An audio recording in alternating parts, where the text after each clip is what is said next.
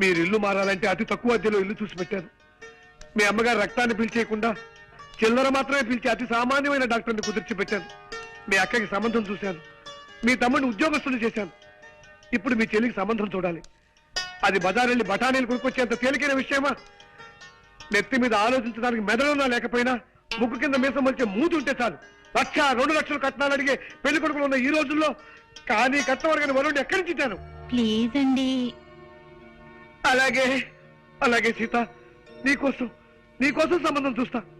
మీరు సంబంధం చూడాల్సింది నా కోసం కాదండి, మా చెల్లెలి కోసం. మతి చెలించి గాలి ఆవహించి పిశాచాలు ఆవరించి పిచ్చి పిచ్చి మాటలు వస్తున్నాయి.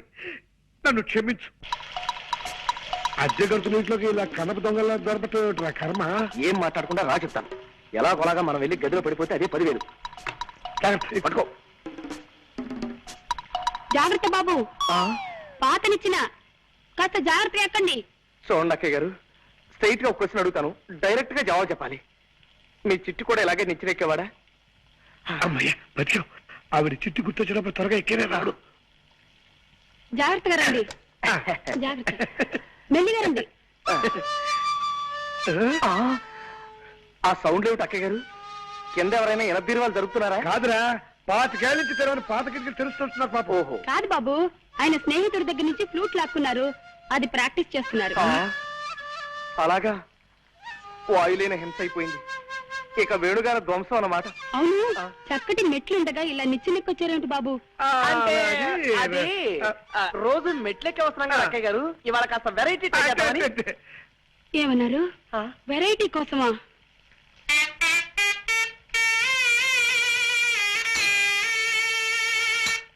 ఉద్యోగపురు పారిపోతా. కమాన్ పదా.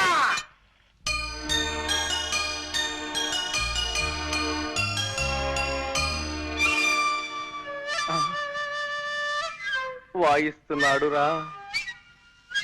మరే ఫ్లూట్ వాయిస్తున్నాడు. నోటితో ఫ్లూట్ ని, ఆ శబ్దంతో మనల్ని వాయిస్తున్నాడు రా. పిల్లి దగ్గినట్టు నల్లి తుమ్మినట్టు ఫ్లూట్ వాయించటం వాడు ఒక్కడికే సాధ్యం రా. కళ్ళకి రెప్పలు పెట్టినట్టు చెవులకి మూతలు కూడా పెడితే బాగుండేదిరా ఆ దేవుడు.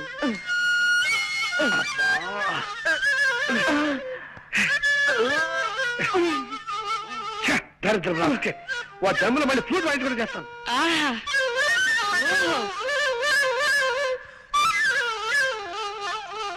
అబ్బో అబ్బో అబ్బో, ఏ అద్భుతంగా వాయిస్తున్నారండి.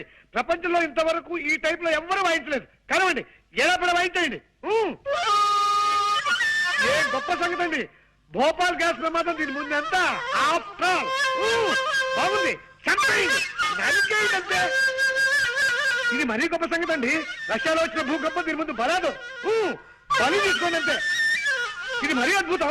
కనిష్ట విమాన పథకం దీనిలో వందో అంతే. కరవండి, కరవండి. ఆహా, చాలా థ్యాంక్స్ నాయనా. ఇలా కళని మెచ్చుకునే రసికుడు ఒక్కరిద్దరైనా మా కళాకార జీవితాలు ధన్యమైనట్టే. కొద్దిగా ఆయాసం వస్తుంది, కాస్తంత ఊపిరి పీల్చుకొని మళ్ళీ విజృంభిస్తా. కొంచెం టైమింగ్. ఆయాసం వస్తుందా? మీకేమైనా లైట్ గా ఉబ్బసం వ్యాధి ఉందా? కొంచెం ఉండేది నాయనా. ఏ పాప, మిమ్మల్ని ఆ కృష్ణుడే కాపాడాలి. అదేమిటి బాబు అలా అన్నావేమిటి? ఫ్లూట్ కి లింక్ ఉన్న దేవుడు కాబట్టి ఆయనే కాపాడాలి గాని లేకపోతే చాలా కష్టం అక్కయ్యారు. కష్టం ఏమిటయ్యా? ఏ విషయంలో? మా తాతగారు తమ్ముడు ఒక ఆయనకి ఉబ్బసం వ్యాధి ఉందండి. అది ఆయన కేర్ చేయకుండా మీ అంత అందంగా కాదనుకోండి ఏదో సాధారణంగా ఫ్లూట్ వాయిస్తుండేవాడు. అలా వాయిస్తూ ఉండగా ఫ్లూట్ కొట్ట ఉందండి. ఉంది. దీనికి రంధ్రాలు ఉన్నాయండి. ఈ రంధ్రాల ద్వారా ప్రాణాలు చెప్పకుండా గాల్లో వెళ్తున్నాయి. ఏమండి, వద్దండి, ఈ ఫ్లూట్ మాత్రం ముట్టుకోకండి. నా పసుపు కుక్కలు 10 కాలాల పాటు నిలిచేలా చూడండి. ఏమండి?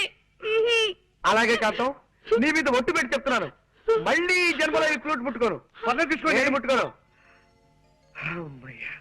నా పేరు వేలు, జగన్నాథం గారి తమ్ముణ్ణి. నమస్కారం బాబు. మిమ్మల్నైనా కలవగలిగాను ఆ దేవుడి దయ వల్ల. అదిగో అదే, ఆ దేవుడు దెయ్యం అనే 2 మాటలే నాకు అసలు గిట్టనివి. దేవుడు లేడని గాఢంగా నమ్మే మనుషులో మొదటి వాడిని నేను. శ్రీ సూర్యనారాయణ వేద పారాయణ. అది నా భార్య సుబ్బలక్ష్మి. దేవుడు ఉన్నాడని గాఢంగా నమ్మే మనుషుల్లో మొదటి వ్యక్తి అది. దేవుడు లేడని తనకు నచ్చ చెబుదామని నేను ప్రయత్నించినప్పుడల్లా నా మాటలు వినిపించని లెవెల్లో గంట వాయిస్తుంది.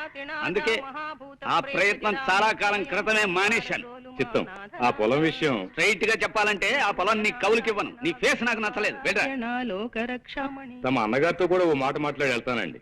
అన్నా దున్నా నాకెవ్వరు అన్నలేరు. నేనే జగన్నాథాన్ని. మరి ఇందాక తమరు జగన్నాథం గారు తమ్ముడు అన్నారు. ఆయన ఎప్పుడు అంతే బాబు, అనుమానం ముందు పుట్టి తర్వాత ఆయన పుట్టారు. ముందు మారు పేరు చెప్పి అవతల మనిషి లోతుపాతులు తెలుసుకుంటారు, తర్వాత సమస్య పేరు చెప్తారు. చాలే, ఇక ఆపచ్చు. చాలా ఆశ్చర్యంగా ఉంది బాబు. మరి ఇంత అనుమానమా? సర్లే, ఇదేం చూసావు? చైనా యుద్ధంలో శత్రువుల్ని వెతుక్కుంటూ మా బెటాలియన్ ముందుకెడుతోంది.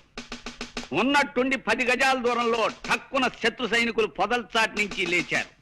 వాళ్ళు శత్రువులా కాదా అన్న అనుమానంలో పడి 5 నిమిషాలు ఆలస్యంగా మా వాళ్ళకి ఫైరింగ్ ఆర్డర్స్ ఇచ్చాను.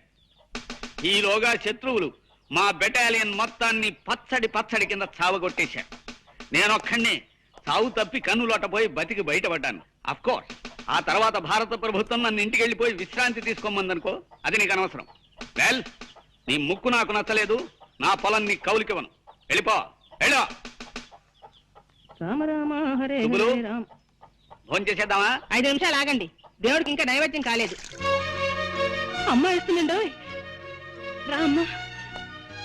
అదేమిటమ్మా, 4 రోజుల తర్వాత వస్తానని ఉత్తరం రాశావు? పరీక్షలు అయిపోగానే ఊటీ వెళదామని మా ఫ్రెండ్స్ అందరూ ప్లాన్ వేశారు నాన్న. ఆహా. నేను వెళదాం అనుకున్నాను, కానీ ఎందుకు మిమ్మల్ని చూడాలనిపించి వెంటనే వచ్చేసాను. నా తల్లి, నా బంగారు. అమ్మా నాన్న అంటే బిడ్డకి పంచి ప్రాణాలు. రా అమ్మారా. హిట్లర్ హిట్లర్ ఎరా, నా ఇంట్లో పొట్ట పైలేలా తిండి తిని పక్కింటికి కాపలా కాస్తావు రాస్కెల్. అమ్మాయిని చూసావా? అమ్మాయిని చూసావా అని అడుగుతున్నాను. ఛీ, సన్నాసి విధవా, నన్ను చూసి కాదురా, అమ్మాయిని చూసి ఆనందంగా మొరగాలి. అంతా రాంగ్ యాక్షనే, దరిద్రపు కొంకకి. పో, వెళ్ళి పక్కింట్లో పడుకో పో. ఈ పక్కింటికి పోయావా? నా ఇంటికి మాత్రం రాకు. మన కాలేజీకి కూడా ఇవాళ నుంచి సెలవులు ఇస్తున్నారా? ఇంటికి వెళ్ళక తప్పదు. మా నాన్న ఉత్తరాల మీద ఉత్తరాలు రాస్తున్నాడు. వెళ్ళు, దానికంత బాధ ఎందుకు? ఈ 4 రోజుల్లోనూ తన ఇల్లు ఎక్కడో కూడా తెలుసుకోలేకపోయాం. అది నా బాధ. ఇంత పెద్ద మహానగరంలో ఎక్కడని తెలుసుకోగలనరా? అప్పటికే సిగ్గు లేకుండా గూర్ఖాల రాత్రి బోళ్ళు ప్రతివేది తిరుగుతూనే ఉన్నాం కదా.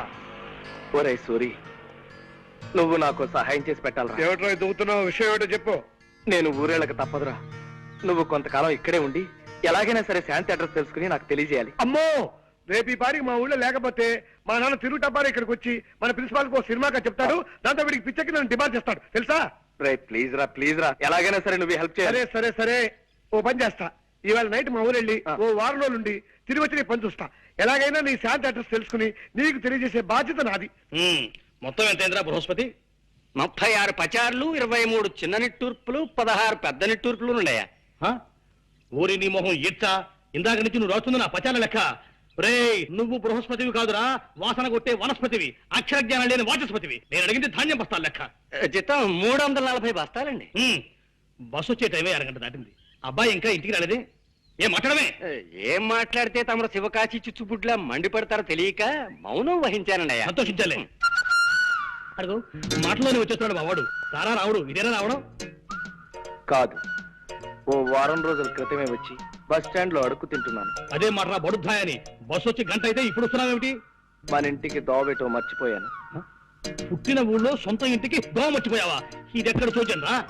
అప్పుడప్పుడు నేను అలా మర్చిపోతూ ఉంటాను మావయ్య.